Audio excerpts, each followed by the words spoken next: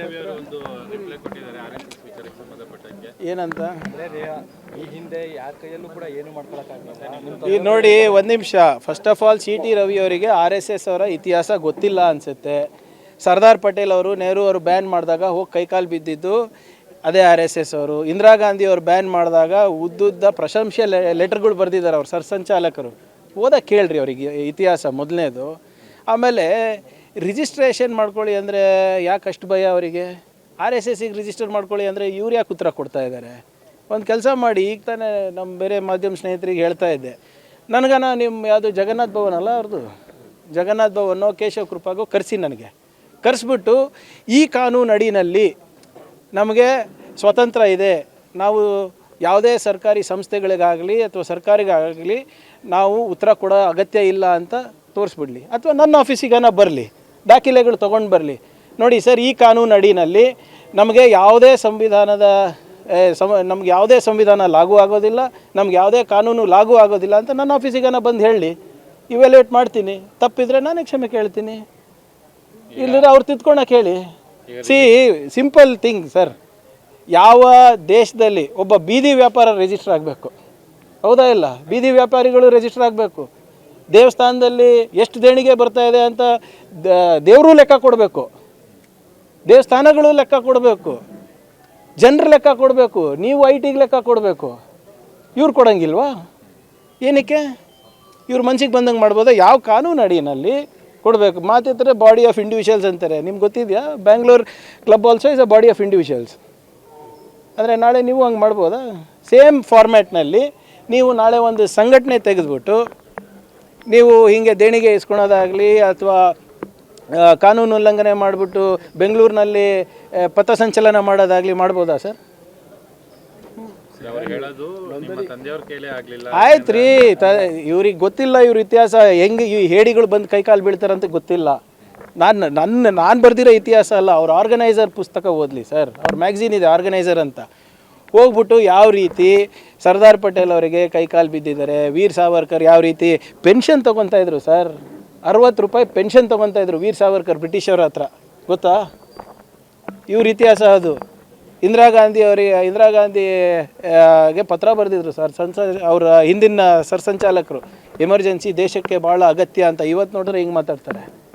ಅವ್ರ ಇತಿಹಾಸ ಓದ್ಕೊಂಡು ಬರಲಿ, ಕೇಳಿ.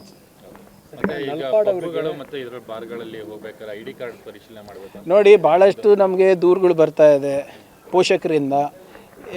ಹಲವಾರು ಪಬ್ಗಳಿರ್ಬೋದು, ಬ್ರಿವರಿಗಳಿರ್ಬೋದು, ಬಾರ್ಗಳಿರ್ಬೋದು, ಇಲ್ಲಿ ಯಾರು ವಿದ್ಯಾರ್ಥಿಗಳು ಅಲ್ಲಿ ಮಾದಕ ವಸ್ತು ಇರ್ಬೋದು, ಸಿಗರೇಟ್ ಇರ್ಬೋದು, ಅಥವಾ ಲಿಕರ್ ಕನ್ಸಂಪ್ಷನ್ ಮಾಡ್ತಾ ಇದ್ದಾರೆ ಅಂದ್ಬಿಟ್ಟು ಅದಕ್ಕೆ ನಿನ್ನೆ ಒಂದು ನೋಟಿಫಿಕೇಷನನ್ನು ನಾವು ಸರ್ಕ್ಯುಲರನ್ನು ನಾವು ಹೊರಡಿಸಿದ್ದೇವೆ.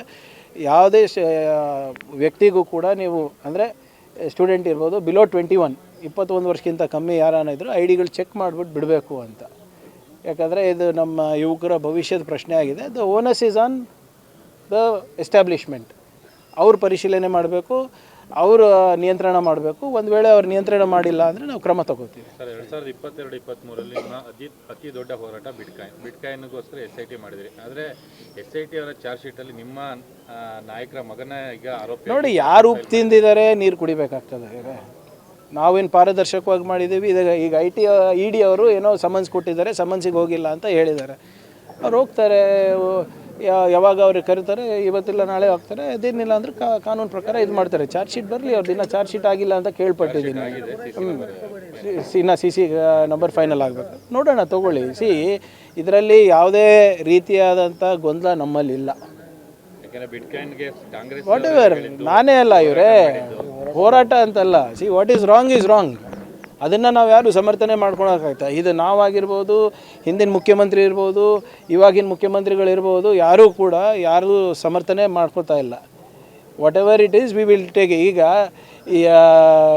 ನನ್ನ ಮಾಹಿತಿ ಪ್ರಕಾರ ಇನ್ನೂ ಭಾಳಷ್ಟು ಜನರದ್ದು ಇದೆ, BJP ನಾಯಕರದ್ದು ಇದೆ, ಎಲ್ಲ ಬರುತ್ತೆ. ಯಾಕಷ್ಟು ಅರ್ಜೆಂಟ್ ಮಾಡ್ತಾ ಇದ್ದಾರೆ BJP ಅವರು? ED ಯಾರ ಕೈಗೊಂಬೆ ಇವರೇ? ED ಯಾರ ಕೈಗೊಂಬೆ? CBI ಯಾರ ಕೈಗೊಂಬೆ? IT ಯಾರ ಕೈಗೊಂಬೆ?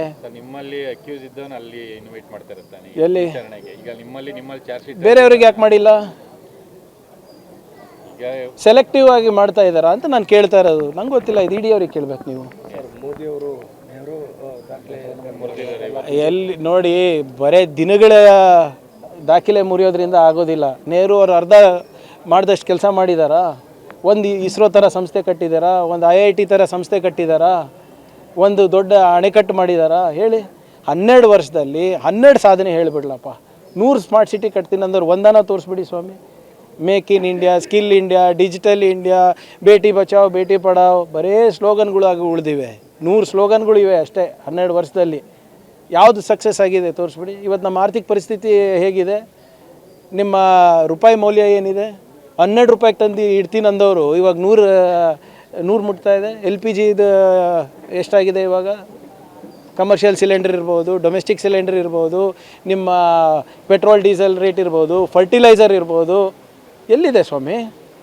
ಏನು ಯಾವ ಪುರುಷಾರ್ಥಕ್ಕೆ ಇವರು ಸಾಧನೆಗಳನ್ನು ಹೇಳ್ತಾ ಇರೋದು? ನೆಹರು ಅವ್ರಿಗೆ ಕಂಪೇರ್ ಮಾಡ್ತೀರಲ್ಲ. ನೆಹರು ಅವರ ಅಧಿಕಾರ ವಹಿಸ್ಕೊಂಡಾಗ ನಮ್ಮ ಆರ್ಥಿಕ ಪರಿಸ್ಥಿತಿ ಏನಿತ್ತು ಮತ್ತು ಹೇಗೆ ಬಿಟ್ಟು ಹೋಗಿದ್ರು ಮತ್ತು ಇವ್ರೇನು ಮಾಡಿದ್ದಾರೆ ಸ್ವಲ್ಪ ತುಲನೆ ಮಾಡಿ. ಮೋದಿಯವರ ಹೆಸರಲ್ಲೆಲ್ಲ ಪೂಜೆ ಎಲ್ಲ ಮಾಡ್ತಾ ಇದ್ದಾರೆ. ಮಾಡಲಿ, ಅವರೆಲ್ಲ ಅಂಧಭಕ್ತರು. ಅವ್ರು ಮಾಡಿಲ್ಲ ಅಂದರೆ ಏನೇನು ಮಾಡ್ತಾರೆ? ಅವರೇ ಪೂಜೆ ಮಾಡಬೇಕಲ್ಲ. ಇಂಥ ಪ್ರಶ್ನೆಗಳಿಗೆ ಉತ್ತರ ಕೊಡೋಕೆ ಹೇಳಿ. ಅದು ಒಂದು ಕಲ್ಟ್ ಥರ ಮಾಡ್ಕೊಂಡಿದ್ದಾರೆ ಅಷ್ಟೇ ಅವರು. ಅದು ಬಿಟ್ಟರೆ ಬೇರೆದೇನಿಲ್ಲ. ಈಗ ನೀವೇ ಹೇಳಿ, ನಿಮ್ಗೆ ಸಿಗೋ ಸಂಬಳ ಸಾಕಾಗುತ್ತಾ? ಬೇರೆಯವ್ರದ್ದು ಬಿಟ್ಬಿಡಿ. ಹಾಂ, ನೀವೇನು ನಗ್ತಾ ಇದ್ದೀರಾ? ಹಾಂ, ಸರಿ. I am not against anybody. ಅವ್ರಿಗೆ if they are against me, I can't help it. ಇವತ್ತು IPS ಆಫೀಸರ್ಸ್ ಮೀಟಿಂಗ್ ಇದೆ. ಇದೆ ನಾನು ಹೇಳ್ತಾ ಇದ್ದಂಗೆ ಇನ್ನೂ ಕಲಿತಾ ಇದ್ದೀನಿ ಸರ್. ಇನ್ನು 3-4 ದಿನ ಆಗಿದೆ ಚಾರ್ಜ್ ತೊಗೊಂಡು. ಮೀಟಿಂಗ್ ಏನಾದ್ರು ಇವತ್ತು ಕಾಂಟ್ಯಾಕ್ಟ್ ಮಾಡ್ತಾ ಇದ್ದಾರೆ ಸಿಟಿ? ಇಲ್ಲ, ಯೂನಿಟ್ ವೈಸ್ ಮಾಡ್ತಾ ಇದ್ದೀವಿ. ಇನ್ನೂ ಒಂದು 8 ದಿನ ಆಗುತ್ತೆ. ಯಾಕಂದರೆ ಸುಮಾರು 16-18 ಯೂನಿಟ್ ಬರ್ತದೆ. ಒಂದೊಂದು ಯೂನಿಟಿಗೆ ಒಂದೊಂದು ದಿನ ಅಂದ್ರೂ ಒಂದು 15 ದಿನ ಬೇಕಲ್ಲ ನಮ್ಗೆ ಅರ್ಥ ಮಾಡ್ಕೊಳ್ಳೋಕ್ಕೆ. Okay sir. ಸಚಿವರ ಖಾತೆಗಳ ಸಮಾಧಾನ ಇರುವಂಥ ಸರ್ ಎಲ್ಲಿದೆ? DK ಶಿವಕುಮಾರ್ ಅವರು ಭೇಟಿಯಾಗಿದ್ದಾರೆ. ಕೃಷ್ಣ ಬೈರೇಗೌಡ ಡೆಲ್ಲಿಗೆ ಹೋಗಿದ್ದಾರೆ. ಇದು ನೋಡಿ, ಇವರೇ ಏನಿದ್ರು ವರಿಷ್ಠರು ಕೂತ್ಕೊಂಡು ತೀರ್ಮಾನ ಮಾಡ್ತಾರೆ. ಎಲ್ಲರಿಗೂ ಸಮಾಧಾನ ಮಾಡೋಕ್ಕೆ ದೇವ್ರ ಕಡೆಯಿಂದನೇ ಆಗಲ್ಲ ಅಂದರೆ ನಮ್ಮ ಕಡೆಯಿಂದ ಏನಾಗ್ತದೆ? ಆಮೇಲೆ ಅಂಥದ್ದು ಯಾವುದೂ ಗೊಂದಲ ಇಲ್ಲ. ರಾಮಲಿಂಗಾರೆಡ್ಡಿ ಸಾಹೇಬರು ಭಾಳ ಸ್ಪಷ್ಟವಾದ ಸ್ಟೇಟ್ಮೆಂಟ್ ಕೊಟ್ಟಿದ್ದಾರೆ. ಮುನಿಯಪ್ಪ ಸಾಹೇಬರು ಸ್ಟೇಟ್ಮೆಂಟ್ ಕೊಟ್ಟಿದ್ದಾರೆ. ಕೃಷ್ಣ ಅವರು ಬೇರೆ ಯಾವುದೋ ಕೆಲಸಕ್ಕೆ ಹೋಗಿದ್ದಾರೆ ಅಂತ ನನ್ನ ಮಾಹಿತಿ ಇದೆ. ಬಟ್ ಏನೇ ಇದ್ರೂ ಕೂಡ CM ಹತ್ರ ಮಾತಾಡ್ತಾರೆ. ಅದರಲ್ಲಿ ಏನಿದೆ? CM DCM ಡೆಲ್ಲಿ ಹೋಗಿದ್ದಾರೆ. ಅದೇ ಅವರು ಹೋಗಿದ್ದೆ, ತಪ್ಪೇನಿದೆ ಅದರಲ್ಲಿ? ಭಾಳ ಸ್ಪಷ್ಟವಾದಂಥ ಏನೋ ಅವ್ರ ದಿನಚರಿ ಇದೆ ಅಲ್ಲ. ಯೂತ್ ಕಾಂಗ್ರೆಸ್ ನಾಯಕರನ್ನ ಭೇಟಿ ಮಾಡ್ತಾ ಇದ್ದಾರೆ, NSUI ಆಫೀಸಿಗೆ ಹೋಗ್ತಾ ಇದ್ದಾರೆ, ನಮ್ಮ ವರಿಷ್ಠರನ್ನ ಭೇಟಿ ಆಗ್ತಾ ಇದ್ದಾರೆ. ಸ್ಪೆಸಿಫಿಕ್ ಪ್ರೋಗ್ರಾಮ್ ಇದೆ. ನಾಳೆ ನೀತಿ ಆಯೋಗದ ಮೀಟಿಂಗ್ ಅಟೆಂಡ್ ಆಗ್ತಾ ಇದ್ದಾರೆ. ನೋಡಿ, ಇದು ಭಾಳ ಸ್ಪಷ್ಟವಾಗಿ ಚುನಾವಣೆ ಆಯೋಗಗಳನ್ನು ಅವರು ಹತೋಟಿಗೆ ತೊಗೊಂಡ್ಬಿಟ್ಟಿದ್ದಾರೆ ಆಗಲೇ. ಮೊದಲನೇದು ಫಸ್ಟು EVMಲ್ಲಿ ಟ್ರೈ ಮಾಡಿದ್ರು. ಅದ್ರ ಮೇಲೆ ಸಿಕ್ಕಾಕೊಂಡಾಗ ಫಾರ್ಮ್ 6-7 ಮಿಸ್ಯೂಸ್ ಮಾಡೋಕ್ಕೆ ಪ್ರಾರಂಭ ಮಾಡಿದ್ರು. ಅದಾದಮೇಲೆ ಚೀಫ್ ಎಲೆಕ್ಷನ್ ಕಮಿಷನ್ ನೇಮಕಾತಿನಲ್ಲಿ ಕೂಡ ಬದಲಾವಣೆ ತಂದರು. ಅದಾದಮೇಲೆ ಜುಡಿಷಿಯಲ್ ಇಮ್ಯುನಿಟಿ ಕೊಟ್ಟರು ಚೀಫ್ ಎಲೆಕ್ಷನ್ ಕಮಿಷನರಿಗೆ. ಅದಾದಮೇಲೆ SIR ತಂದಿದ್ದು. ಬೆಂಗಾಲ್ ಇರ್ಬೋದು, ನಿಮ್ಮ ತಮಿಳ್ನಾಡು ಇರ್ಬೋದು, ನಿಮ್ಮ ಬಿಹಾರ್ ಇರ್ಬೋದು. ಏನಾಗಿದೆ ಅಂತ ಗೊತ್ತಿದೆ. ಅದನ್ನು ಕೂಡ ಯಾವ ರೀತಿ ತಿರ್ಚಿ ಸುಪ್ರೀಂ ಕೋರ್ಟ್ನಲ್ಲಿ ಆದೇಶ ತೆಗೆಸ್ಕೊಂಡಿದ್ರೆ ಅದನ್ನು ಕೂಡ ಗೊತ್ತಿದೆ.